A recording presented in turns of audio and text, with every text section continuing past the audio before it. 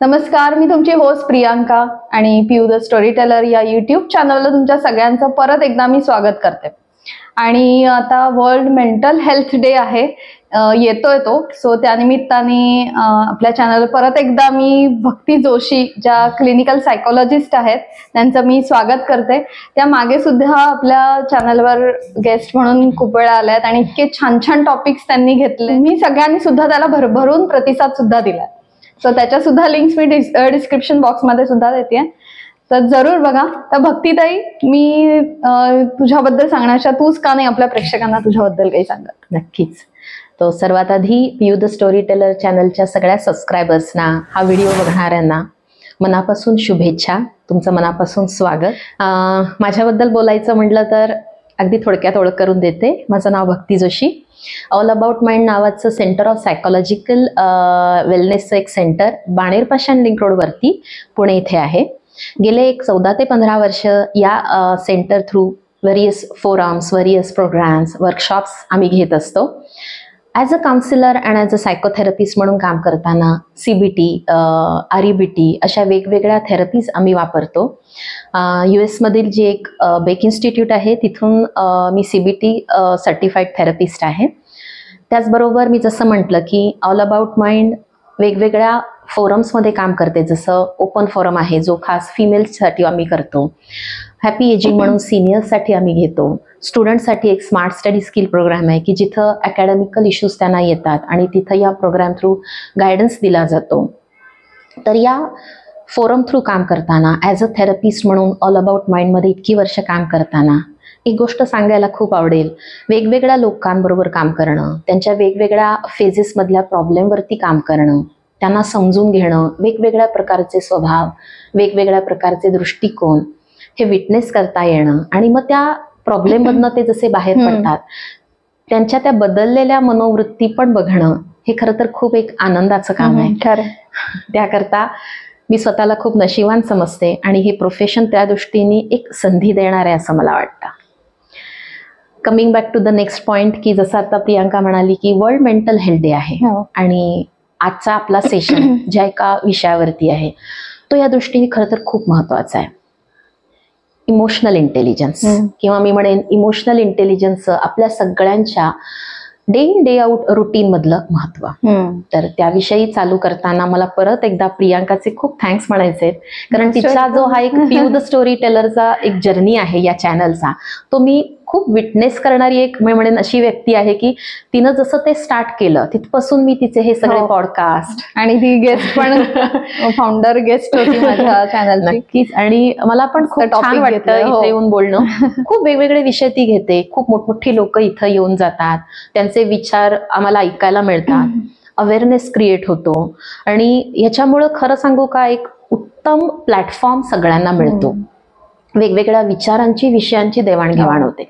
So त्याकरता प्रियांका तुझं खूप मनापासून कौतुक, थँक्यू, खूप अभिनंदन, कारण खूप छान चालू आहे. आय एम शुअर की याच्या पुढे सुद्धा खूप वेगवेगळे विषय येणार आहेत. नक्कीच. आणि खूप मोठमोठ्या लोकांचे विचार ऐकायला मिळणार आहे. त्याचा फायदा आम्हाला सगळ्यांना नक्की. थँक्यू.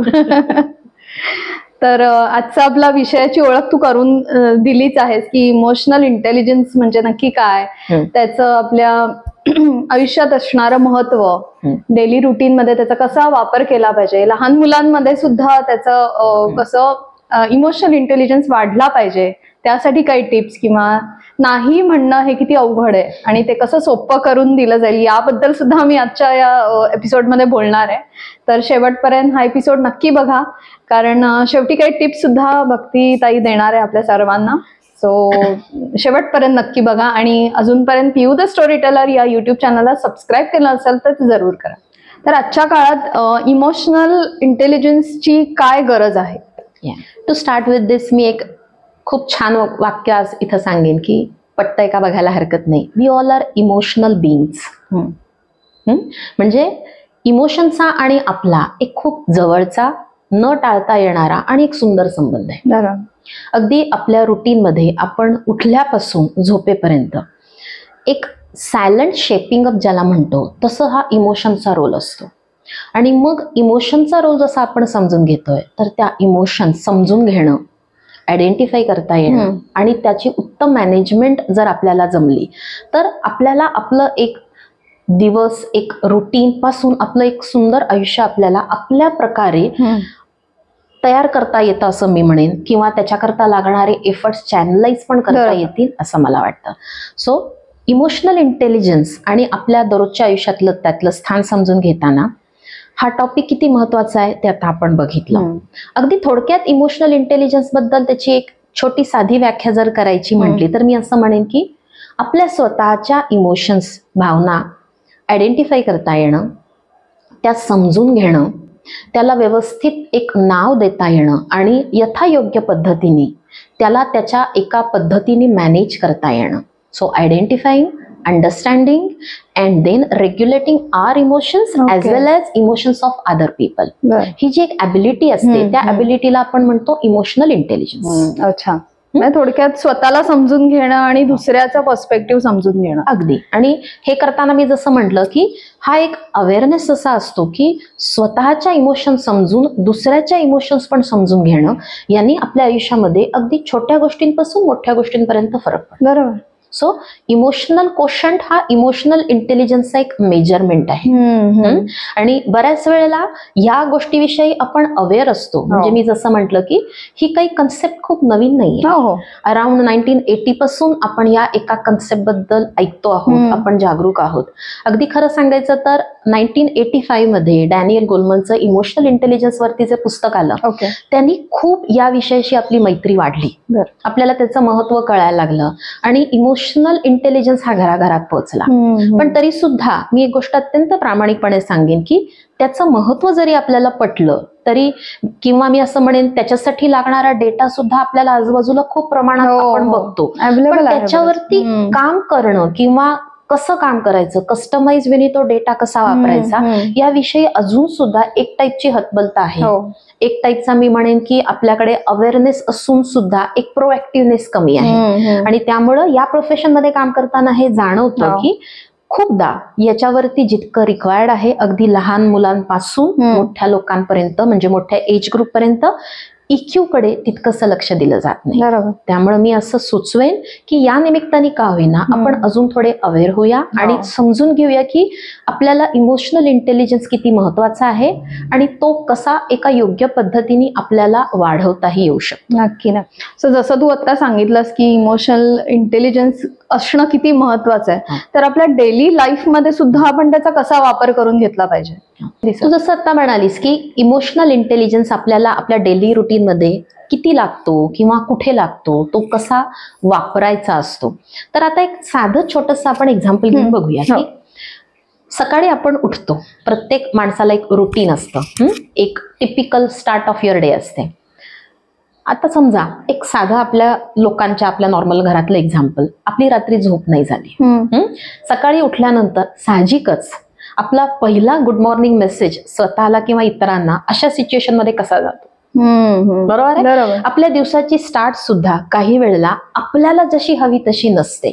फॉर एक्झाम्पल आदल्या दिवशीचा एक फटीग असू शकतो किंवा आपल्या समोर असणाऱ्या दिवसाची आपली जशी आपल्याला वाटते तशी तयारी झालेली नसेल, ऐनवेळी काहीतरी मध्ये आलेलं असेल, काहीही असेल, किंवा दिवसाची कामं ती समोर दिसत असतात, कधी काही असेल. म्हणजे याच्यामध्ये मध्ये मध्ये येणारे जे काही आपले न ओळखता येणारे, आपण न प्रेडिक्ट केलेले बदल असतील किंवा चेंजेस असतील, तर त्याच्यामुळे आपली दिवसाची स्टार्ट सुद्धा एक साधा आपला गुड मॉर्निंग मेसेज सुद्धा वेगळ्या प्रकारे जाऊ शकतो. बरोबर आहे. आता इथं हा जर एक आपण जसं म्हटलं की emotionally if I am aware, if I am enough intelligent about it, तर काय असेल, मी दुसऱ्या व्यक्तीला ग्रीट करताना किंवा समोर येणाऱ्या माझ्या सिच्युएशनची डील करताना मला ते जाणवेल की सिन्स मी आता इमोशनली तितकी हेल्दी फील करत नाहीये, might be I am little bit tired, माझी काल झोप न झाल्यामुळे सुद्धा कदाचित मला थोडंसं इरिटेटेड वाटत असेल, तर आपली अगदी एक डिफॉल्ट स्टार्ट होणारी आपली दिवसाची सकाळची वेळ आपण आता एक अवेअरनेस स्टेप मध्ये व्यवस्थित प्लॅन करू शकतो. आता हेच जर झालं नाही, म्हणजे आपण जसं म्हटलं की आपला इमोशनल इंटेलिजन्स आपण जर एक टूल म्हणून किंवा अवेअर राहून वापरता आपल्याला शक्य नसेल, तर कदाचित समोर येणाऱ्या व्यक्तीवरती आपली इच्छा नसताना सुद्धा तो गुड मॉर्निंगचा मेसेज कदाचित हार्शली जाऊ शकतो.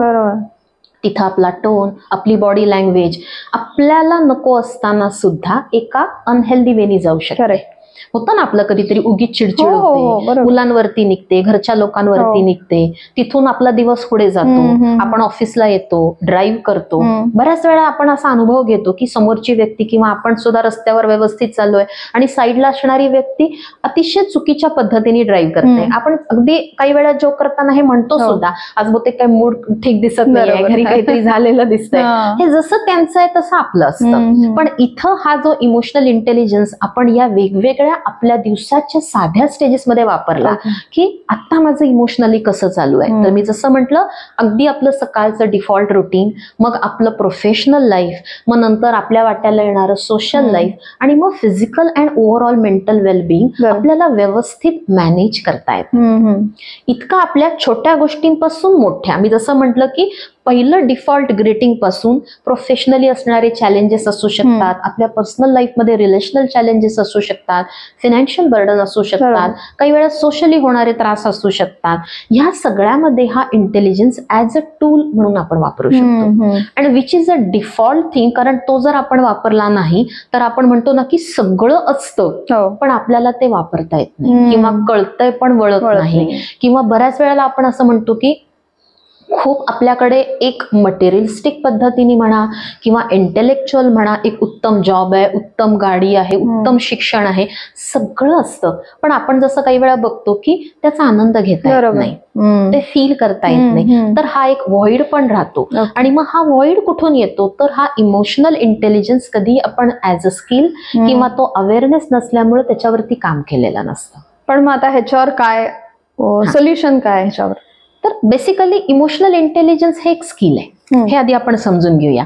आणि मग इमोशनल इंटेलिजन्स म्हणजे काय, जसं मगाशी आपण एक अतिशय छोटी एक डेफिनेशन बघितली की स्वतःच्या इमोशन्स आधी ओळखता येणं, सेकंड त्या समजून त्याला नाव पण देता येणं, तिसरं त्या समजलेल्या इमोशन आपल्याला रेग्युलेट करता येणं आणि मग त्या दुसऱ्याच्याही इमोशन समजून ऍक्सेप्ट करून प्रोसेस करता येणं, ही जी एक ओव्हरऑल अम्ब्रेला टर्म आपण इमोशनल इंटेलिजन्सला वापरतोय, तर ती आपल्याला ऍज अ स्किल पण कुठंतरी वापरता येते. तर त्याच्याकरता अगदी डॅनियल गोलमननी दिलेले आपण 4 पिलर समजून घेऊ शकतो की ज्याच्यावरती इमोशनल इंटेलिजन्स नावाची कन्सेप्ट बेस्ड आहे. फॉर एक्झाम्पल, सगळ्यात महत्वाचा पहिला पिलर आहे सेल्फ अवेअरनेस. म्हणजे काय, तर मी जसं मगाशी म्हटलं की मला चिडचिड होतीये, आज माझा मूड ठीक नाहीये, आपण टिपिकल शब्द वापरतो ना काही वेळा, आज मूड ऑफ आहे, बरोबर, आज माझ्याशी कोणी बोलू नका, बरोबर आहे. हे काय आहे, कुठंतरी कळलेलं आहे की आज माझं कुठंतरी इमोशनल स्टेटस नसलेलं आहे. मग समजा एक स्किल बिल्डिंग प्रोग्राम मध्ये आपण या एका आस्पेक्ट वरती काम करायला शिकलो की I am just working on my on self awareness. म्हणजे थोडक्यात काय की जसं तू आणि मी भेटलो की आपण एकमेकाला विचारतो की how are you doing. Suppose हीच प्रॅक्टिस आपण स्वतःवरती लावली की समजून घेणं माझं कसं चाललंय, स्वतःशीच बोलणं की गुड मॉर्निंग करताना काय कसं वाटतंय, एक आपण म्हणतो ना दिवसभरात स्पीड ब्रेकर लावणं, आपलं इमोशनल स्टेटस चेक करत राहणं. आणि मग ते करताना it's just not emotionally you are getting aware, स्वतःची ओळख करून घेणं. म्हणजे नक्की कसं, तर नॉन जजमेंटली स्वतःचे पॉझिटिव्ह, स्वतःचे काही लिमिटेशन्स असतात. आपल्याला ऍज अ कोट म्हणून खरं तर सगळ्यांना माहितीये की नो वन इज परफेक्ट, अगदी पण स्वतःला तितका वेळ घेऊन स्वतःची ओळख करून घेणं, त्या ओळखीमध्ये माझं छान काय आहे की ज्याचा मला छान उपयोग करून घेता येतो, ज्याला आपण पॉझिटिव्ह म्हणतो. त्याच प्रमाणात अशा काही गोष्टी आहेत का आपण म्हणतो की त्या मला ट्रिगर करतात, अशा सिच्युएशन मध्ये मला राग येतो, अशा सिच्युएशन मध्ये कोणी काही बोललं की वाईट वाटतं, मला थोडा या फील्डमध्ये डिसिजन घेताना त्रास होऊ शकतो, असं काही कानावर आलं की मला खूप अँक्शियस फील होत होतं. हे बघ कसं प्रत्येकाचं एक काहीतरी वेगळेपण आहे.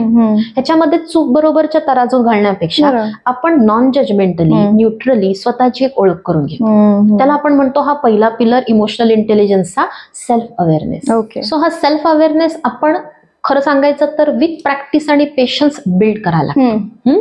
त्याकरता वेगवेगळे टूल्स असतात. अगदी मी जसं म्हटलं की स्वतःची दिवसातून 3 ते 4दा अपॉइंटमेंट घेणं, बरोबर, चेक करणं की कसं चालू आहे. तुम्ही ताप थर्मामीटर लावून जसा ताप बघता तसं एक इमोशनल स्टेटस चेक करणं, कोणत्या सिच्युएशन मध्ये तुम्हाला काय काय टाईपच्या फिलिंग्स येतात, त्याचा एक साधा सोपा होमवर्क करत राहणं म्हणजे सेल्फ अवेअरनेस.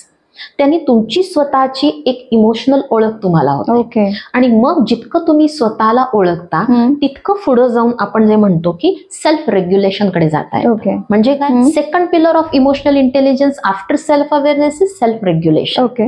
रेग्युलेट करण्याकरता तुमचा अवेअरनेस नीट झालेला असणं गरजेचं आहे. दुसरं, तो अवेअरनेस म्हणजे कुठंतरी जजमेंटल झाला असेल तर परत गोंधळ होतो. ओके. म्हणजे काही वेळा असं होतं की मला ना इथं बिलकुल मला आवडत नाही, किंवा स्वतःबद्दल एक डाऊटिंग असतं, एक निगेटिव्हिटी असते, आपण खूप बदल करायला जातो, तिथे गडबड झाली तर रेग्युलेशन स्टेप मध्ये गडबड होते. बरोबर. त्यामुळे सेल्फ अवेअरनेसला वेळ घ्यायला हरकत नाही. जितकी स्वतःची न्यूट्रल ओळख तितकं आपण रेग्युलेशन कडे जातो. आता सेल्फ रेग्युलेशन म्हणजे काय की सपोज एखाद्या घटनेमध्ये किंवा तुम्ही कुणाशी तरी बोलता आहात, तुम्ही आज तुमच्या प्रोफेशनल सर्कलमध्ये आहात, and someone is saying something which is somewhere causing you feeling triggered towards अँगर. तुम्हाला राग येतोय, तुम्हाला कुठंतरी हर्ट फील होतंय, रिजेक्टेड वाटतंय, कुठलीही एक निगेटिव्ह अनहेल्दी इमोशन तुम्हाला फील होतीये, जी तुम्हाला आता तुम्ही जी प्रॅक्टिस बिल्ड करताय त्यातून सेल्फ अवेअरनेस मध्ये तुम्हाला लक्षात येतं. बरोबर. नाउ सपोज इथं या प्रॅक्टिसने if you are able to regulate that emotion, म्हणजे काय असू शकतं की तुम्हाला त्या इमोशनची ओळख होऊन तुम्हाला ती प्रोसेस करता येते. Okay. Okay. It since I am not liking such sort of discussion और somewhere I don't like such sort of criticism, but I'm learning to express it in a healthier way. म्हणजे थोडक्यात तुम्हाला पुढे जे येणारे problems किंवा ज्याच्यामुळे आपल्याला जी मनात भीती वाटते ती आधीच तुम्ही ओव्हरकम कराल. अगदी. या सगळ्या गोष्टी स्वतः ओव्हरकम करण्यापेक्षा मी काय म्हणेन ती आधी समजून घ्या. आपल्याला काही वेळा सिच्युएशन मध्ये राग येतो, कुणीतरी आपल्याला सहज काहीतरी बोलतो फॉर एक्झाम्पल, आणि आपल्याला राग येतो.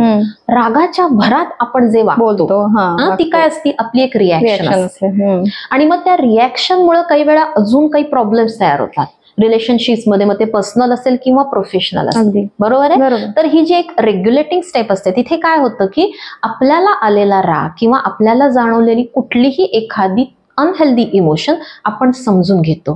ती समजून घेतलेली इमोशन आपण ओनरशिप आणि रिस्पॉन्सिबिलिटी मध्ये त्या पद्धतीने रेग्युलेट करतो. It's my emotion and I am okay with it. इथं खूप महत्वाचं आहे, आपण ती सप्रेस नाही करत, आपण राग कंट्रोल नाही करत. आपण आधी समजून घेतो की हो मला आता खरंच खूप राग आलाय, but I am trying my best, I am learning to express it in a better way. अगदी मस्त. बरोबर. त्यांनी काय होतं, एक टाईपची अननेसेसरीची अनहेल्दी इम्पल्सिव्ह रिॲक्शन जायच्या ऐवजी एक टाईपचा रिस्पॉन्स जातो. करेक्ट. म्हणजे खूपदा राग नावाच्या इमोशन वरती या टाईप मध्ये आपण खूप ऐकतो किंवा बोलतो की रागाच्या भरात काही वागलं जातं. आपल्याला त्यावेळेला ते जस्टिफाईड असतं, पण मग नंतर त्याचा त्रास होतो. कारण आपण बघतो रागाच्या भरात खूप काही गोष्टी बोलल्या जातात, काही रिलेशनशिप तुटतात. बरोबर आहे. त्याचा रिग्रेट, ब्लेम अशा टोकाच्या इमोशन्स पण येतात. पण ह्याचा अर्थ राग वाईट आहे का, तर नाही. तुम्ही जर बघितलं तर रॉबर्ट प्लुटचिक नावाचा जो एक खूप मोठा मनोवैज्ञानिक होऊन गेला, त्यांनी इमोशनचं एक व्हील तयार केलं. त्याच्यामध्ये बेसिक इमोशन पासून वेगवेगळ्या इमोशन्सच्या छटा खूप सुंदर दाखवल्यात, अगदी अवश्य बघावं. तर त्याच्यामध्ये अँगर, राग ही बेसिक इमोशन सांगण्यात आली. याचा अर्थ ती कंट्रोल किंवा सप्रेस करून जाणार आहे का, नाही. आपण ती फक्त मॅनेज करायला शिकतो की जिथं राग एका हेल्दियर वेनी सुद्धा आपल्याला एक्सप्रेस करता येतो, जिथं तो डॅमेजिंग नसतो, एक्सप्रेसिव्ह बनतो आणि आपल्याला त्या रिलेशनशिपमध्ये, इंटरपर्सनल नात्यामध्ये तो अतिशय हेल्दी पद्धतीने वापरता येतो. हे कधी येईल, मला कळलं की मला राग येतोय. तुलाही अनुभव असेल की राग आपल्याला कळायच्या आधीच विस्फोट झालेला असतो. अगदी अगदी. नको त्या गोष्टी बोलून गेलेल्या असतात. अगदी. आणि ते खूप ठिकाणी होतं. अगदी रस्त्यावरच्या एखादा आपण सिच्युएशन बघतो, कुणीतरी कुणावर तरी ठोकलेलं असतं, ऍक्सिडेंट बघतो आणि मग तो राग अनावर होतो आणि त्याच्यातून खूप जास्त अजून प्रॉब्लेम तयार होतात. तर इथं हे टाईपचं आपण जे इमोशनल इंटेलिजन्स आज समजून घेतोय, understanding, identifying your emotions and trying your best to regulate. तर हे रेग्युलेशन म्हणजे थोडक्यात काय, रिॲक्शन्स कडून रिस्पॉन्स कडे जाण्याचा प्रवास. अगदी. आणि इमोशन्स डेफिनेटली त्याचं अतिशय उत्तम प्रकारे व्यवस्थापन जमायला लागलं तर आपल्याला इमोशनच्या आहारी जायची गरज नाही वाटत. म्हणजे इमोशनल इंटेलिजन्स कुठं आपल्याला मदत करतो, तर आपण इमोशन वरती कुठंतरी ताबा मिळवतो. ओके. त्यांना कंट्रोल नाही करत, त्यांना सप्रेस नाही करत, त्यांना योग्य चॅनल मिळवून मॅनेज करतो. That is regulation. थर्ड त्याचा जो आस्पेक्ट आहे त्याला आपण म्हणतो सोशल अवेअरनेस. म्हणजे काय, एम्पथी. खूप सुंदर भावना आहे, खूप सुंदर टूल आहे. म्हणजे काय, आपण सगळे इंटरडिपेंडंट आहे. आपण आता बघितलं की आपण स्वतःचे इमोशन समजून घेतोय, त्या ओळखतोय, त्याप्रमाणे त्याला रेग्युलेट करण्याचा आपण प्रयत्न करतोय. त्याचबरोबर आपण जेव्हा स्वतःचे इमोशन समजून घेतो, दुसऱ्याच्या समजणं सोपं होतं. बऱ्याच वेळा अगदी फ्रेंडशिप मध्ये म्हणा, आपल्याला ही गोष्ट जाणवते ना की एखादी व्यक्ती उगीच चिडचिड करत असते, गरजेचं नाहीये हे आपल्यालाही जाणवतं. अगदी या ठिकाणी समजा हाच तुमचा सोशल अवेअरनेस किंवा मी म्हणेन स्वतःवरती आपण जे आता स्टेप्स एक प्रॅक्टिस म्हणून प्रयत्न करतो. I am understanding or identifying my emotions. At the same time आज माझ्या मैत्रिणीची पण चिडचिड होतीये, कदाचित तिचं काहीतरी वेगळं चालू असेल, ती कुठल्या तरी एका प्रॉब्लेमॅटिक सिच्युएशन मध्ये चालली असेल, आज काहीतरी तिला झालं असेल, कुणी काहीतरी बोललं असेल. असं जे वर्ड्स मध्ये जी लोक एक्सप्रेस करत नाहीत, ती मधली शांतता आपण या एम्पथी किंवा सोशल अवेअरनेस मध्ये शिकतो. ओके. प्रोफेशनली सुद्धा एखाद्या टीम मध्ये की एखादी व्यक्ती जर बोलत नसेल तर त्या व्यक्तीला त्या टीम मध्ये अकोमोडेट करून घेताना त्या व्यक्तीच्या इमोशन्स तुम्ही समजून रिफ्लेक्ट केल्या तर खूप सुंदर टीम बिल्डिंगचं काम होतं. आणि आपण जे बघतो की जे उत्तम लीडर असतात त्यांचा हा इमोशनल इंटेलिजन्स, त्यांचा EQ खूप हाय असतो. त्यांना त्या गोष्टीचा अवेअरनेस आणि ऍक्सेप्टन्स आणि मॅनेजमेंट खूप छान आलेली असते की ही व्यक्ती बोलत नसेल किंवा जेव्हा एखाद्या व्यक्तीला खूप राग आला असेल तर तिथे सुद्धा या टाईप मधले डिस्कशन्स खूप मिनिंगफुल बनतात. म्हणजे खूपदा अगदी तुला अनुभव असेल की घराघरांमध्ये प्रोफेशनली काही कॉन्फ्लिक्टिंग सिच्युएशन्स बनतात ज्या आर्ग्युमेंटिव्ह होतात. अगदी त्यावेळेला होतं काय, प्रत्येक व्यक्ती आपलं म्हणणं उत्तम आहे किंवा बरोबरच आहे हे प्रूव्ह करत असते. तिथे काय होतं, ती आपण म्हणतो ना वकिली केली जाते, अतिशय वेगवेगळे उत्तम शब्द वापरून, वेगवेगळे पुरावे सादर करून, अशा पद्धतीने ते डिस्कशन आर्ग्युमेंटिव्ह की मी किती माझा पॉइंट किती खरा आहे आणि बरोबर आहे. बरोबर आहे, पण ह्याने आपला प्रॉब्लेम सॉल्व्ह होतो का? किंवा अगदी आपण म्हणतो की एखाद्या टीम मध्ये त्या टीमचा जो गोल आहे, त्या डिस्कशनचा जो गोल आहे तो आपण अचीव्ह नाही करू शकत. रॅदर अशा वेळा बऱ्याच वेळा ते डिस्कशन आर्ग्युमेंटिव्ह डिस्प्युटिंग सिच्युएशन मध्ये जाऊन निगेटिव्ह ह्याच्यात जातं. तर इथं समजा एखादी व्यक्ती चिडून बोलतीये किंवा त्या व्यक्तीचं म्हणणं आपल्या म्हणण्यापेक्षा वेगळं आहे हे आपल्याला जाणवलं आणि एक प्रयत्न समजा आपण असा केला की त्या व्यक्तीला एका वाक्यातून म्हणलं की इट सेन्स तुझं म्हणणं इतर लोकांपेक्षा किंवा माझ्यापेक्षा थोडं वेगळं आहे, आपण सगळ्याच बाजू किंवा तुझ्या आणि माझ्या वेगवेगळ्या बाजू थोडे समजून घेऊया का? बरोबर. एखादी व्यक्ती खूप चिडून बोलते असं तुम्हाला वाटलं तर हे जे एम्पथी नावाचं आपण आता एक आस्पेक्ट किंवा टूल शिकतोय, समजा आपण त्या व्यक्तीला असं म्हटलं की आज तुला खूप राग आलेला दिसतोय, तुला चालत असेल तर आपण या विषयावर उद्या बोलूया का? आता काय होतं, त्या रिलेशनशिपला आपण एक टाईपचं एम्पथेटिकली व्हॅल्युएशन देतो. त्या व्यक्तीलाही हा फील देतो की मला समजतंय की तुला त्रास होतो आणि मला कळतो आणि मला तो समजतो. आता बघ, इथं ह्या ज्या पहिल्या स्टेप मधनं आपण जर गेलेलो असू तर ही तिसरी स्टेप घेता येते, रादर तरच घेता येते. आणि त्यांनी किती रिलेशनशिप्स मध्ये आपल्याला छान काम. खरंच आहे. बरोबर आहे. एक समोरच्याला विश्वासही बसतो ना की हा समोरचा माणूस समजून घेतोय आपल्याला. नाहीतर खूप मिसअंडरस्टँडिंग आपण बघतोच. कुठल्याही रिलेशनशिपचा पायाच असतो अंडरस्टँडिंग. अगदी. आणि अंडरस्टँडिंग तेव्हाच बिल्ड होतं जेव्हा तुमच्याशी या पहिल्या 2 स्टेप मधनं की मला काय होतंय याच्यावरती आपलं एक रिलेशनशिप असतं. एखादी व्यक्ती संध्याकाळी दरून चाला की खास करून आपण बघतो की आजच्या ट्रॅफिक मध्ये थकून घरी येते. अगदी बरोबर. आणि थकून घरी आलेली व्यक्ती तुम्हाला दिसते.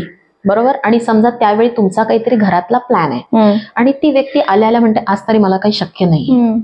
आता तुम्हाला जर त्या व्यक्तीच्या इमोशन समजून घेता आल्या तर तुमची एक नॅचरल नॉर्मल रिॲक्शन जी असू शकते की नेहमीच तू असं करतोस किंवा नेहमीच तू असं करतोस, तुला माझं काही व्हॅल्युएशनच नाही. आता विचारांचं टेरिबलायझेशन इथून कुठपर्यंत जातं, अगदी एका आपल्या प्लॅनला त्या व्यक्तीने नाही म्हणण्यापासून चालू झालेला प्रवास, आता तुला तुझ्या आयुष्यात माझं काही महत्वच नाही, तू नेहमीच असं करतोस. बरोबर आहे. इथपासून ते तिथपर्यंत आपण आपल्याही न कळत ह्या विचारांच्या एस्केलेटर मध्ये कुठेतरी वरपर्यंत जातो.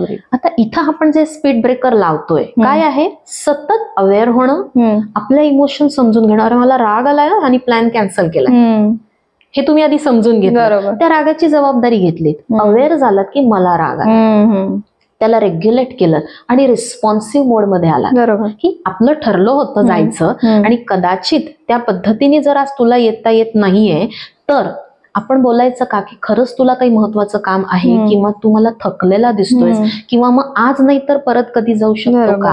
आता बघ इथे हा कॉन्फ्लिक्ट आपण डायलॉग थ्रू एस्टॅब्लिश करून संपवतो. बरोबर. There has to be dialogue. इथं ही एम्पथी कामाला आहे. म्हणजे हे रेग्युलेशन मधनं तयार झालेला एक सोशल अवेअरनेस, एम्पथेटिक अप्रोच खूप कॉन्फ्लिक्टिंग सिच्युएशन मध्ये मिनिंगफुल डिस्कशन कडे. नक्कीच नक्कीच. सगळ्यात महत्वाचं अशी डिस्कशन फ्रुटफुल बनतात येतं. आणि त्यामुळं रिलेशनशिप्स, स्वतःशी असलेलं रिलेशनशिप, स्वतःचं इतरांशी असलेलं रिलेशनशिप, इमोशनल इंटेलिजन्स नावाच्या या आपल्या एका अत्यंत उत्तम स्किलमुळं आपल्याला उत्तम प्रकारे जगता येतं. आता हे झाले 3. आता लास्ट बट नॉट लिस्ट, की या 3 स्टेप मध्ये गेल्यानंतर आपल्याला चौथं स्किल बिल्ड करता येतं, रिलेशनल मॅनेजमेंट. जे आता आपण म्हटलं की सोशली अवेअर झाल्यानंतरच रिलेशनशिप मॅनेज करता येतं. मग त्याच्यामध्ये ही स्टेप बाय स्टेप प्रोसेस आपण बघितली. फॉर एक्झाम्पल आपण म्हटले ना की आता सोशली अवेअरनेस आपण शिकतो किंवा एक क्रिएट करण्याकरता आपण त्या एका गोष्टीचा अभ्यास करतो, त्याला आपण एम्पथी असं म्हटलं. की समोरची व्यक्ती रागाच्या भरात जेव्हा आपल्याशी बोलते तर त्या व्यक्तीला काही आधी त्रास झालेला असू शकतो, ती व्यक्ती कुठेतरी दुखावली गेलेली असू शकते, हे आपल्याला समजतं. त्यामुळे रिलेशनशिप मॅनेजमेंट मध्ये ही खूप महत्वाची गोष्ट जी आपल्याला इमोशनल इंटेलिजन्स देते, एक खूप सुंदर स्किल, ते म्हणजे लिसनिंग. आपण खूपदा बघतो ना एका ठिकाणी भांडण चालू आहे, 2 लोक अगदी एकमेकाची बाजू मांडताना आपण बघतो, तर तिथं आपलं म्हणणं उत्तम प्रकारे मांडण्याकडे भर दिला जातो. तर लिसनिंग मोड मध्ये जात नसल्यामुळं ते डिस्कशन न राहता आर्ग्युमेंटिव्ह सिच्युएशन. बरोबर. अगदी. आणि कुठलीच आर्ग्युमेंटिव्ह सिच्युएशन कुठल्याही फ्रुटफुल सोल्युशन कडे नेत नाही, मग ते प्रोफेशनल असेल किंवा पर्सनल. अगदी. आता हा जो एक आपण आता क्रिएट करत असलेला आस्पेक्ट आहे की empathetically getting closer to your own self, understanding emotionally yourself as well as others. त्या लिसनिंग मध्ये आपण समोरच्या माणसाचे शब्द आणि त्या शब्दांमध्ये असलेला पॉज समजून घेता, त्या व्यक्तीचा इमोशनल स्टेटस पण तुम्ही समजून घेता, आणि accordingly you process and reflect. So learning to take a pause, then reflect emotions and then express it in a more clear and more rational way. हे आपल्याला इमोशनल इंटेलिजन्स मुळे शक्य होतं. आणि मग रिलेशनशिप मध्ये ती मॅनेजमेंट सोपी व्हायला लागते. आपण म्हणतो ना शब्दांनी शब्द वाढतात. आपल्याला कुठल्या तरी एका गोष्टीने राग येतो, आपण तो समजून घेत नाही, आपण तो चुकीच्या म्हणजे त्यावेळी फक्त रिॲक्टिव्ह वेनी तो एक्सप्रेस करतो. आता याच वेळेला समोरची व्यक्ती सुद्धा त्या एका माइंडसेट मध्ये असेल की तिथं ती रिॲक्टिव्हली बोलते. आता हीच सिच्युएशन आपण म्हणतो अनहेल्दी वेनी आर्ग्युमेंटिव्ह बनते. इमोशनल इंटेलिजन्स कुठं मदत करतो, understanding emotional status of mind as well as another. त्यावेळेला आपण दुसरी स्टेप काय घेतो, टेक अ पॉज, रिलॅक्स. आणि त्या पॉज मध्ये आपण काय करतो, एका लिसनरच्या रोलमध्ये जातो, जी खूप महत्वाची थेरपेटिक स्टेप असते. बरोबर. आता तुम्ही पॉज घेतला आणि त्या पॉज मध्ये दोन्ही गोष्टी हॉपिंग करतो तसं आपण समजून घेतो की मला काय होतंय, ती व्यक्ती मला जे बोलते त्यांनी मला वाईट वाटतंय, मला खूप राग येतोय, पण there is a way, there is a time, and there will be a space even where I need to express it. Might not be that moment, but sometime later. अगदी. म्हणजे आता इथं रिॲक्शन्स आपण रिस्पॉन्स मध्ये convert करतो आणि त्यांनी relationship उत्तम प्रकारे मॅनेज. बरोबर आहे. सकाळपासून बाहेर गेलेली कामाच्या निमित्ताने व्यक्ती जेव्हा घरी येते, जसं आपण बघतो, आणि मग ती आताच्या ट्रॅफिकमुळे म्हणा बऱ्याच प्रकारच्या स्ट्रेसफुल सिच्युएशन मध्ये जात असते, आणि घरी ती व्यक्ती आल्यानंतर आपण समजा त्या व्यक्तीच्या इमोशन्स समजून त्यावेळेला ते रिलेशनशिप जर मॅनेज करू शकलो तर आपल्याला त्या रिलेशनशिप मॅनेजमेंटचा खूप छान अनुभव घेतो. कुठलंही नातं हे आपल्याकरता आणि त्या व्यक्तीकरता आनंदाचं असावं लागतं. हा त्या दोन्ही व्यक्तीचा आनंदाचा हक्क आहे. तर तिथं पहिली 50% कॉन्ट्रीब्युशन काय, I need to even happy and at the same time I need to create a happier space for that another person too. आता इथं लिसनर असाल तर त्या व्यक्तीच्या इमोशन्स कळतील, त्या वर्ड्स मध्येच एक्सप्रेस होतील का, नक्कीच नाही. त्या 2 शब्दांमधली शांतता, त्यातले इमोशन्स तुम्हाला समजून घेता येतात. म्हणून इमोशनल इंटेलिजन्सचा हा चौथा जो टप्पा आहे, जो अगदी लहान मुलांपासून मोठ्या एजच्या लोकांपर्यंत सुद्धा आपल्याला उत्तम प्रकारे वापरता येतात. That is somewhere listening, feeling empathetic towards emotions of another person too, and then expressing it in a better way. तर ही स्टेप सुद्धा त्या दृष्टीने महत्वाची. खूपदा लहान मुलांशी आपल्याला कम्युनिकेट करताना खूप त्रास होतो, हेल्पलेस वाटतं, बरोबर आहे. अगदी मूल अभ्यास करत नसेल, खाली खेळताना कुठेतरी सोसायटीमध्ये किंवा शाळेमध्ये काही भांडण झालेले असतात आणि मग ते मूल कुठेतरी चिडचिड करतं आणि मग त्याची चिडचिड आपल्याला जर समजली नाही, त्याची त्यावेळची इमोशनल नीड आपल्याला ऍसेस करता आली नाही, तर आपण सुद्धा त्यावेळी जी जमेल सुचेल ती ट्रीटमेंट देतो अगदी. आणि मग त्याचा कुठेतरी काही वेळेला लॉंग टर्म चुकीचा परिणाम त्या नात्यावरती होतो. मूल खूपदा म्हणतं, अगदी लहान मुलांपासून टीनेजर पर्यंत, की आम्हाला कोणी समजूनच घेत नाही, बरोबर आहे. सगळेच आई वडील उत्तम प्रकारे पेरेंटिंग करत असतात माझ्या मते, पण जातं काय, त्या इमोशन्स नीट न ओळखता आल्यामुळे ते रिफ्लेक्ट करता येत नाही. अगदी टीनेजरचं एक एक्झाम्पल द्यायचं म्हटलं तर एखाद्या पिकनिकला जायचं असतं, 8वी 9वीतली किंवा थोडीशी त्या एज ग्रुप मधली एखादी मुलगी किंवा मुलगा. काही वेळेला आई वडिलांसाठी ती एक सतत काळजी किंवा धास्तावलेली भूमिका असते आणि मग आई किंवा वडील किंवा कलेक्टिव्हली त्या मुलाला म्हणतात नाही. मूल ते नाही घेऊ शकत नाही. का तर ते नाही का आहे हे त्या मुलापर्यंत पण पोहोचत नाही, समजूनच सांगत नाही. आणि मुलाला सुद्धा मला नाही म्हटलंय ही इमोशन कुठूनही अंडरस्टँड किंवा आयडेंटिफाय करता येत नाही आणि एक्सप्रेस पण करता येत नाही. त्यामुळे त्या दोघांच्या रिलेशनशिपमध्ये एक अननेसेसरीचा दुरावा, निगेटिव्हिटी, मिसअंडरस्टँडिंग, ताण तयार होतो.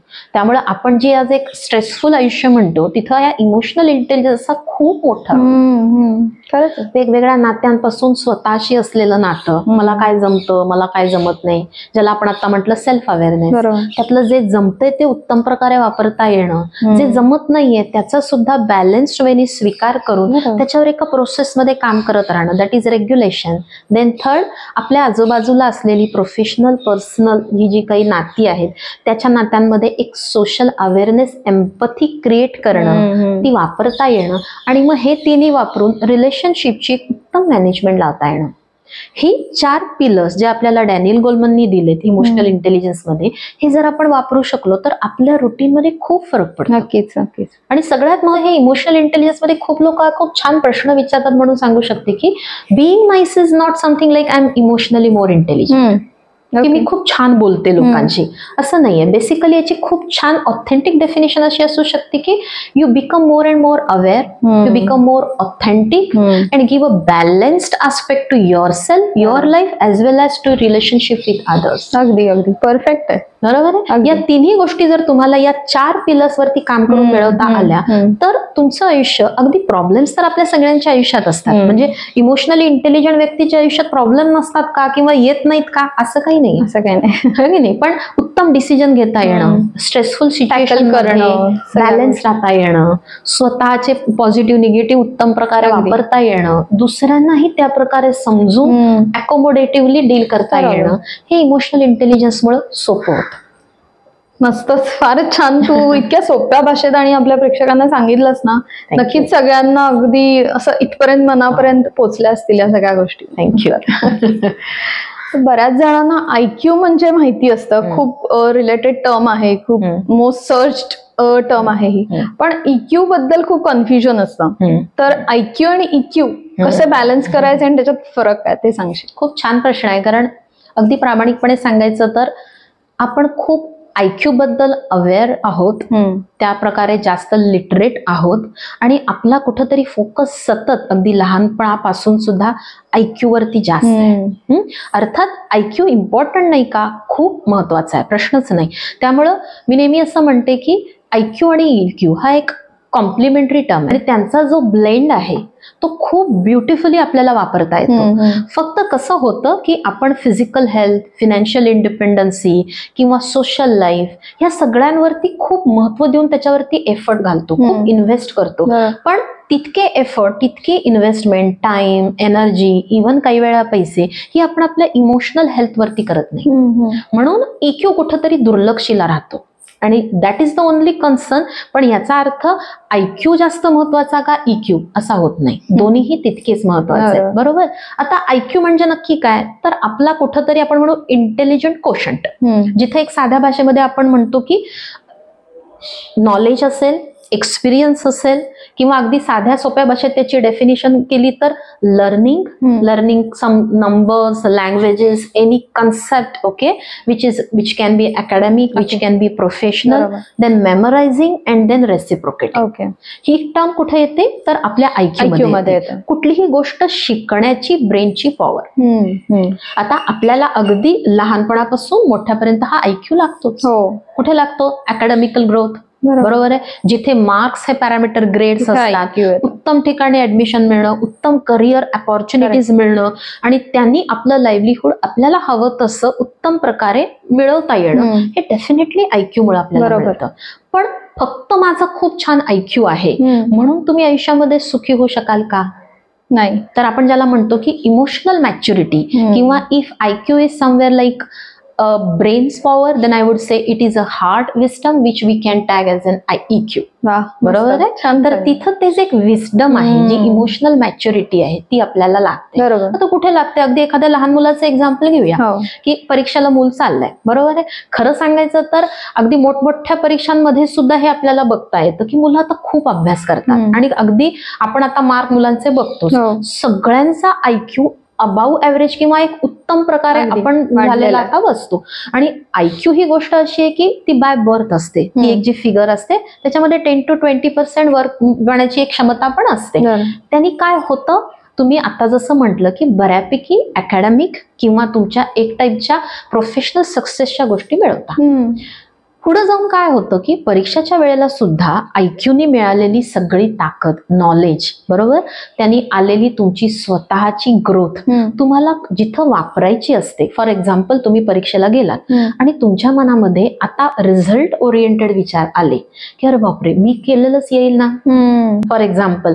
किंवा त्या व्यक्तीला असं वाटलं की समजा मला तिथे काही नाही आठवलं, मला कमी मार्क पडले तर लोक काय म्हणतील, माझ्या आई वडिलांना मी काय उत्तर देईल, त्यांच्या अपेक्षा मी पूर्ण करू शकेन का?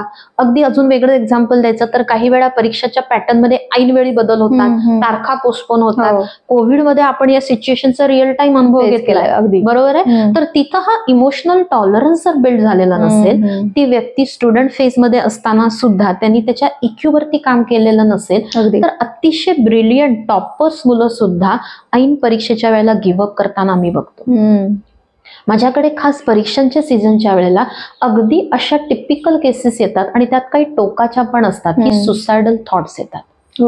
काय येतात तर त्यावेळी त्यांना ते इमोशनल एक बर्डन आलेलं असतं, प्रचंड स्ट्रेस, ताण आलेला असतो. कुठून आलेला असतो तर एवढा मी अभ्यास केलाय, मला माझ्या त्या IQ नावाच्या एका पॉवरवरती पण विश्वास आहे, पण तिथं जो न काम केलेला EQ असतो तो त्यांना स्ट्रेसमध्ये पाठवतो आणि मग स्ट्रेसशी डील न करता आल्यामुळं कुठं ना कुठं तरी ते सरेंडर करतात, गिव्हअप करतात. बरोबर. त्यामुळं तुम्हाला अगदी परीक्षा, अकॅडमिक ग्रोथ करता, प्रोफेशनली सक्सेस होण्याकरता डेफिनेटली IQ महत्वाचा आहे, पण IQ नीट वापरण्याकरता EQचा अवेअरनेस असणं, ऍज अ स्किल ते बिल्ड केलेलं असणं मॅन्डेटरी आहे. बरोबर. म्हणजे IQ is somewhere like as I said की एक सद्गुरूंची एक गमतीशीर टर्म आहे. मी त्यांचं ते खूप छान काही गोष्टीत बोलतात, तर मी नक्कीच इथं म्हणेन. ते म्हणजे की IQ means you are in Q. बरोबर आहे. म्हणजे मला आज 98% मार्क पडले, बरोबर आहे, उत्तम IQ असल्याची लक्षण आहे, पण तुझ्या पुढे 99% वाला आहे, तुझ्या मागं 97 वाला, बरोबर आहे. आता हे कसं बघता येईल की मी अकॅडमिकली माझ्या IQ प्रमाणे इथं आहे आणि जिथं मी आहे तिथं मी कम्फर्टेबल आहे, बरोबर, ही माझी काही पॉझिटिव्ह गोष्ट आहे आणि मला अजून 99 कडे जायचं असेल तर मी त्या दृष्टीने प्रयत्न करायला तयार आहे.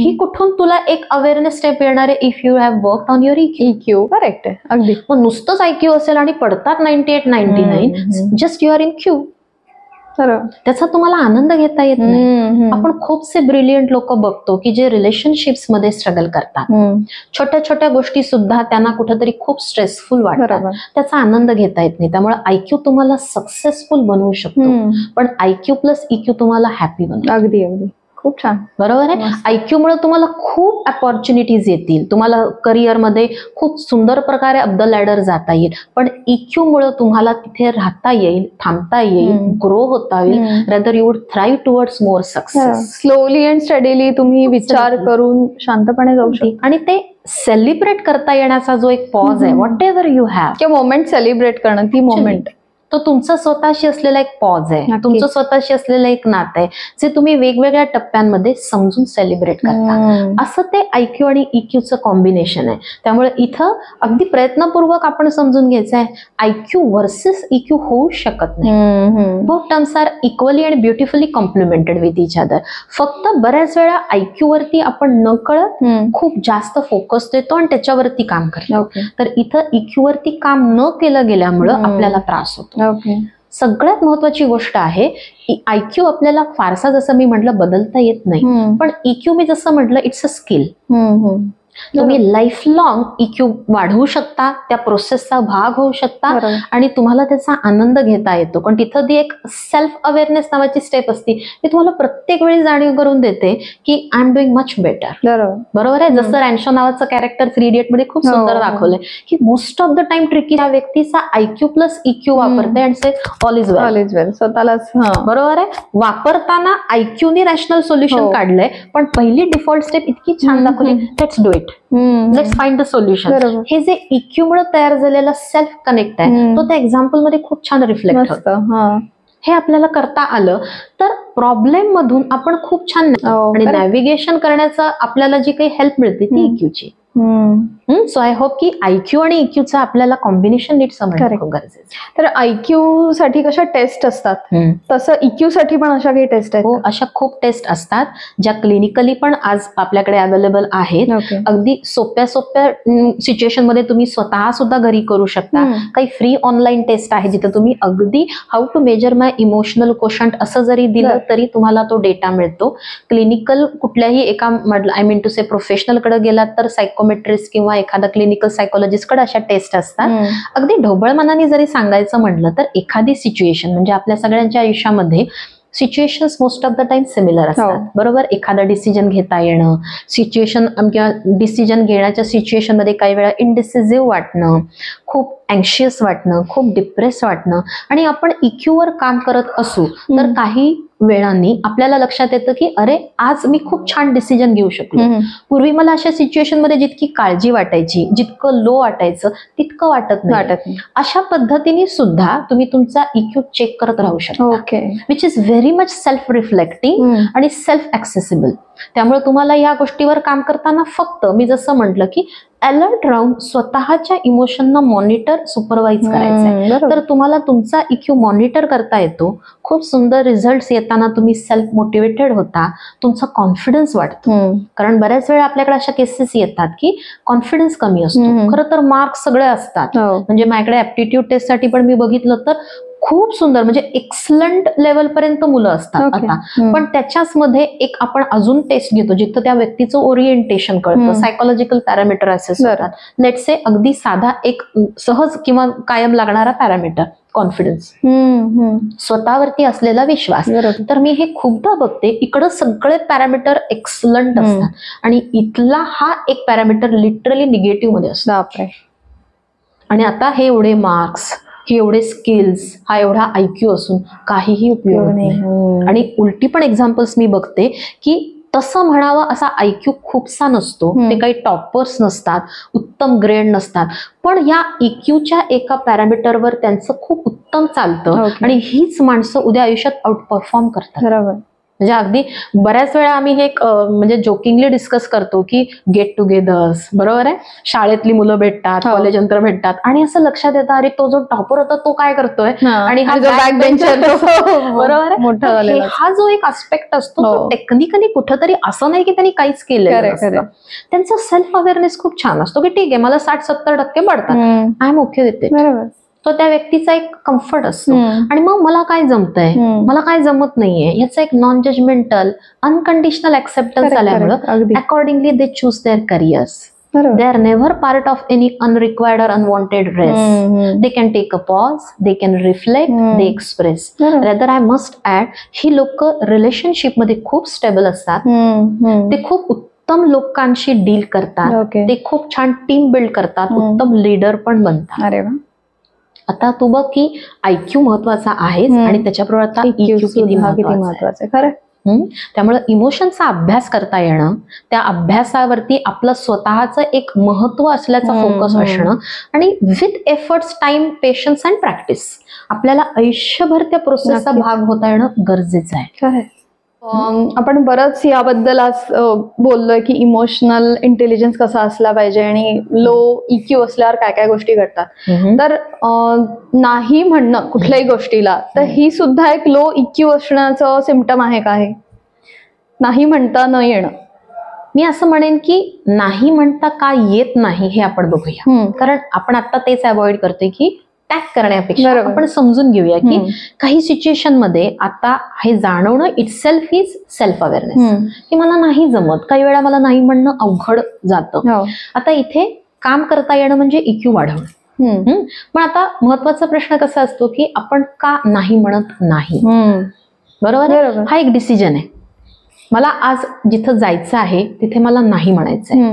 मला एखाद्या गोष्टीच्या नाही म्हणण्याची कॉस्ट पे जर मान्य असेल, त्यांनी जर मी व्यवस्थित स्वतःच्या सेल्फला कम्फर्टेबल ठेवू शकत असेल तर नाही म्हणणं सोपं. ओके. बऱ्याच वेळेला त्यावेळी मला काय वाटतंय हे आपण समजूनच घेत नाही की मी का नाही म्हणायला घाबरते, मी नाही म्हटले तर माझं काय जाईल.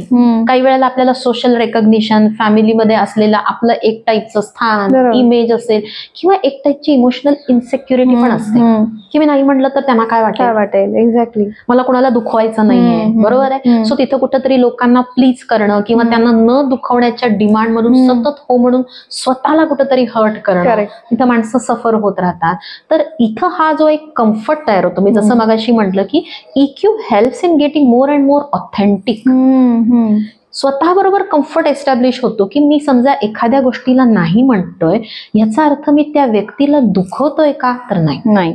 मी स्वतःचा सेल्फ सुखावत नाहीये, मी स्वतःला थोडं कम्फर्टेबल करतोय आणि त्या व्यक्तीला मी एक्सप्रेस पण करतोय की मला तुला नाही म्हणताना तुला दुखवायचं नाहीये, पण आता कदाचित मला हे नाही म्हणणं का गरजेचं वाटतंय. जसं आपण म्हणतो की एखादी व्यक्ती, आता आपल्याला एक समजा मी म्हणेन काम आलंय आणि त्याच वेळेला मित्रमैत्रिणींना भेटायचं ठरलंय आणि आपल्याला त्या मोमेंटला वाटलं की आता माझी प्रायोरिटी माझं काम आहे आणि I have to say no to my own friends. आता इथं ती ट्रिकी सिच्युएशन बनते. मी नाही म्हटलं तर त्यांना वाईट वाटेल, मग ते कदाचित मला परत घेणार पण नाहीत किंवा या टाईप मधले डिसफंक्शनल थॉट्स येतात. तर इथे मी पॉज घेऊ शकले. म्हणजे इमोशनल इंटेलिजन्सची पहिली स्टेप आपण जसं म्हटलं की आपण थांबतो.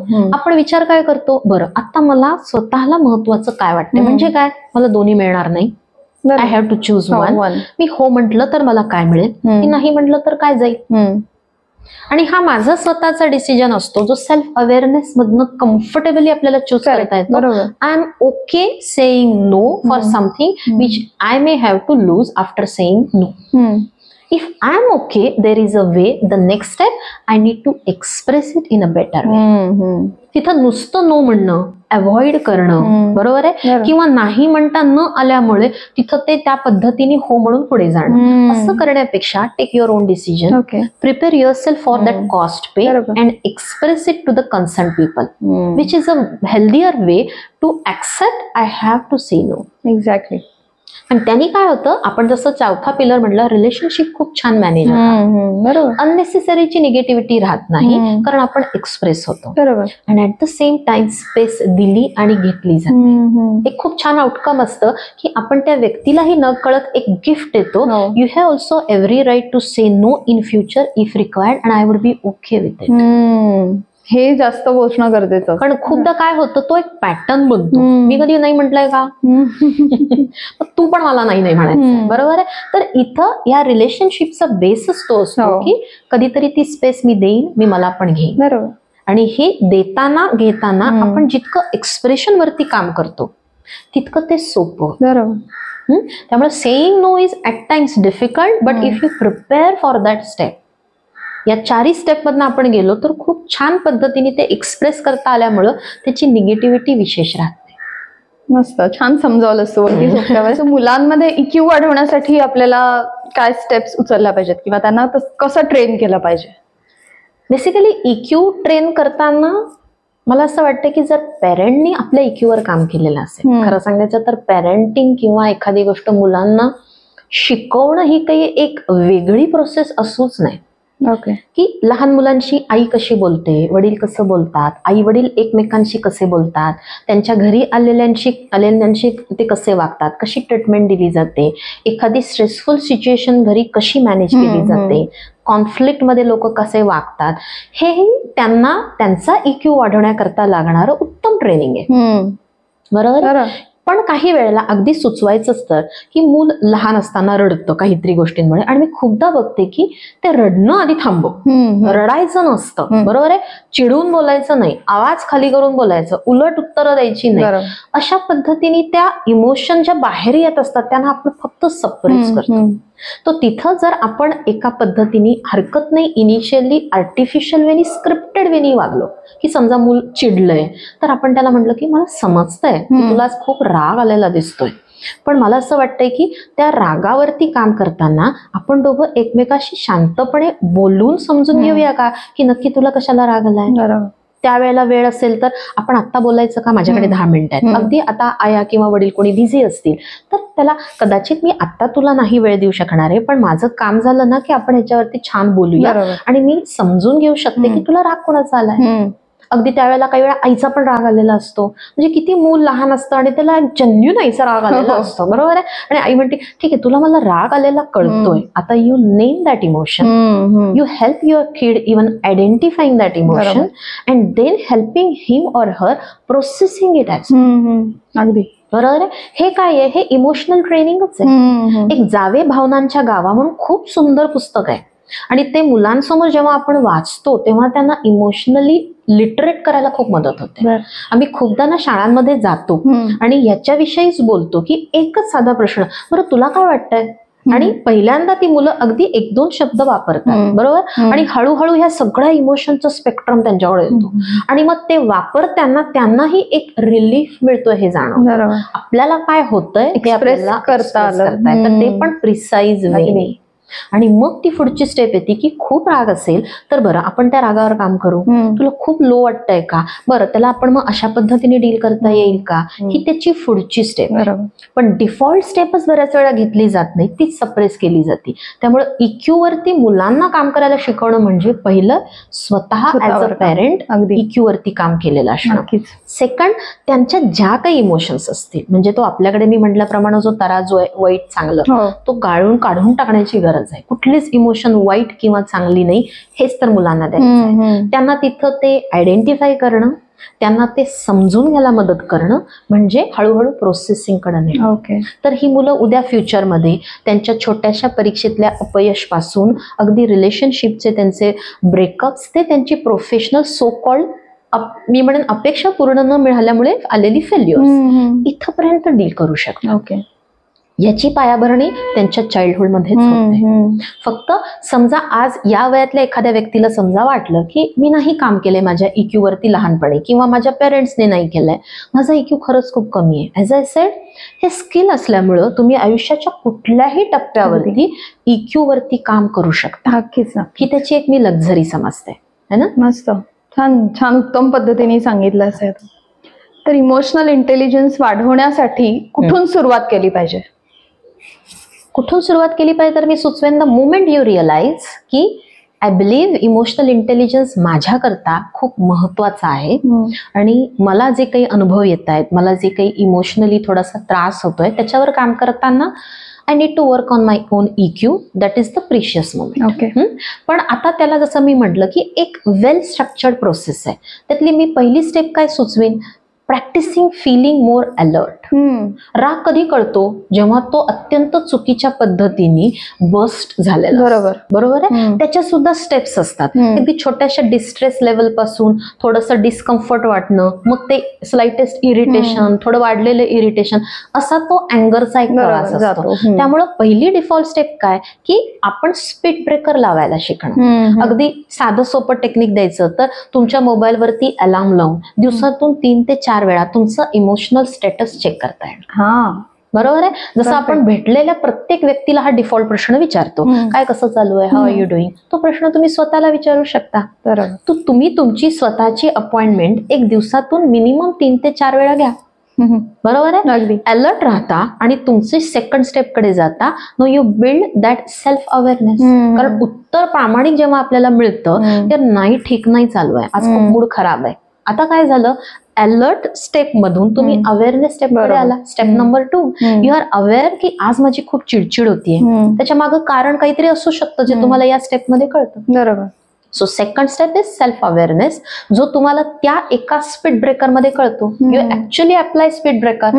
आणि मग अवेअरनेस कुठं मदत करतो, इन प्रोसेसिंग और रेग्युलेटिंग युअर ओन इमोशन्स.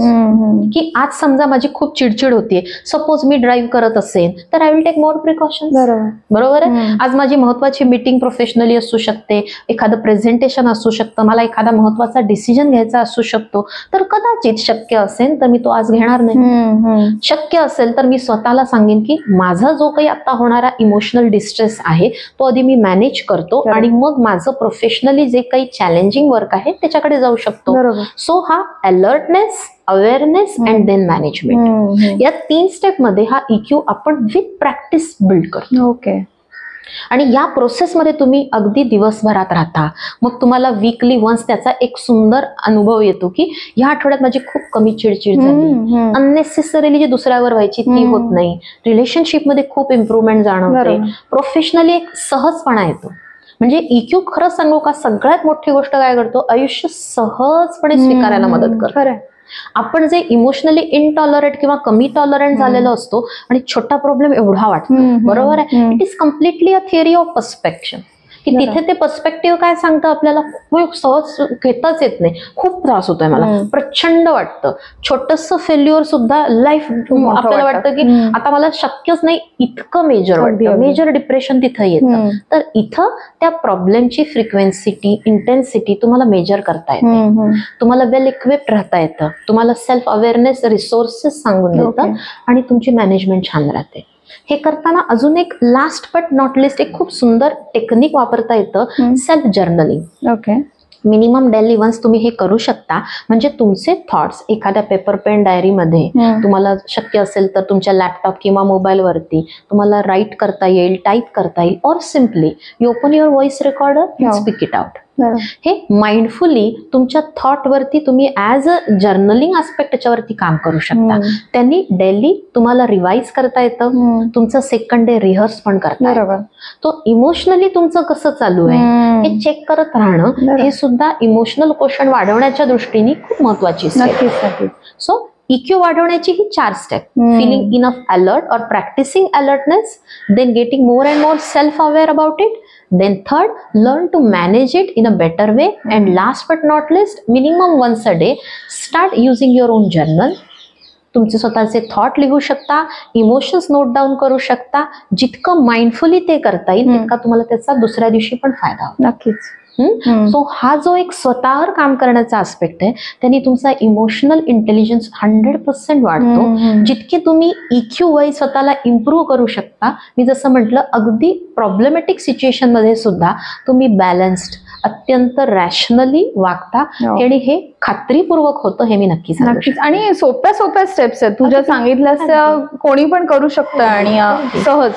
आणि प्रॉब्लेम आला की जे आपण घटना किंवा इन्सिडेंट, लोक, काही वेळा नशीब, पेरेंटिंग, अशा बऱ्याच गोष्टींना ब्लेम करतो. बरोबर आहे. आणि आता आपल्याला काय लक्षात येतं, ह्या सगळ्या इमोशन्स माझ्या आहेत, त्याची आपण जबाबदारी घेतो. बरोबर आहे. आणि ती जबाबदारी घेतली की वे आउट पण हुडकायला लागतो. आणि हे सगळे आपण डिस्कस केलेले जे काही टेक्निक्स आहेत, जी काही मी म्हणेन वे आउट आहेत, हे विदिन कंट्रोल आहे. आपल्याला आलेला helplessness most of the time तिथून येतो की आपण बियॉन्ड कंट्रोल गोष्टींवरती खूप विचार. करेक्ट. रिलेशनशिप मध्ये पण बघ, बऱ्याच वेळेला पहिल्यांदा अशी निगेटिव्ह गोष्टच पहिल्यांदा डोक्यात येते काही झालं की, आणि लोकांना व्हिज्युअलाइज करतो आपण. बरोबर आहे. नोकरीत प्रॉब्लेम आले, नोकऱ्या बदला, पॉलिटिकल गोष्टींना नावं ठेवा, पुण्यातल्या ट्रॅफिक वरती काम करताना लोक कशी नीट चालवत नाहीत बघतात. अरे मला इरिटेशन होतंय, मला सफोकेशन होतोय, मला हेल्पलेस वाटतंय, ह्या सगळ्या इमोशनची जबाबदारी माझी आहे. ही जेव्हा आपण स्वीकारतो, ती जबाबदारी घेतो, तर त्याची प्रोसेस किंवा त्याची मॅनेजमेंट पण इनिशिएट होते आणि मग ते डुएबल होतं. आणि खूप असं एक स्मूदर लाईफ होतं. सो इमोशनल इंटेलिजन्स हा आस्पेक्ट मॅन्डेटरी असावा असं मी सुचवेन. आणि आज वर्ल्ड मेंटल हेल्थच्या निमित्ताने आपण त्याचा अभ्यास चालू केला. असं नाही होतंय की तिथे काही एक फिगर आहे की मी इमोशनली किती intelligent. There is no need of getting anywhere tagged about it. हीच तर त्याची ब्युटी आहे. पण तुम्ही त्या पार्ट ऑफ प्रोसेस जेव्हा असता तुमचा आनंद तुम्हाला स्वतःला अनुभवता येतो. खरं मस्त. फार छान आणि सोप्या पद्धतीने या सगळ्या गोष्टी इतक्या सुंदर पद्धतीने समजावून सांगितल्यास ना तू. आणि खरंच इमोशनल इंटेलिजन्स किती महत्वाचं आहे हे आजच्या एपिसोड मधून आपल्या सगळ्यांपर्यंत पोहोचलंय. आणि तेही ऑकेजन पण किती छान आलंय. मेंटल वर्ल्ड हेल्थ डे हा आहे. So thank you so much. मस्त झाला एपिसोड आणि खूप छान टेक्निक सुद्धा कळल्या. आणि त्या मी सुद्धा आजपासून सगळ्या अप्लाय करायला सुरुवात करणार आहे. इथे आपण म्हणतो ना आपल्या आउटर सर्कल मध्ये आपण एका रोल मध्ये असतो जिथे सगळे स्ट्रेसर्स असतात आणि आपलं एक इनर सर्कल असतं तिथे आपण एक कोर ह्युमन बिईंग असतो. इक्यू तुम्हाला तिथं सेटल डाऊन व्हायला मदत करते. आणि being a human it's really a bliss, a beauty. फक्त आपल्याला ते कळलं पाहिजे, वापरता आलं. बरोबर. थँक्यू सो मच भक्तीताई. मस्त छान झाला एपिसोड. तुम्हाला कसा वाटला आजचा एपिसोड त्याबद्दल कमेंट्स मध्ये लिहून नक्की कळवा. आणि ऑल अबाउट माइंडचे आणि तिचं सगळे डिटेल्स मी डिस्क्रिप्शन मध्ये सुद्धा देते. आणि आधीचे आमचे जे एपिसोड झाले की रिलेशनशिप मॅनेजमेंट आणि टीनेजर्स आणि पेरेंट्सचं कसं नातं असलं पाहिजे, वर्ल्ड मेन्स डे वर सुद्धा आम्ही एक एपिसोड केला होता. सो या सगळ्या गोष्टी खूप महत्वाच्या आहेत आजच्या डेली रुटीन मध्ये आपल्या सगळ्यांसाठी. त्याचे पण डिस्क्रिप्शन मध्ये मी लिंक्स दिल्यात, नक्की बघा ते सुद्धा एपिसोड. Thank you so much.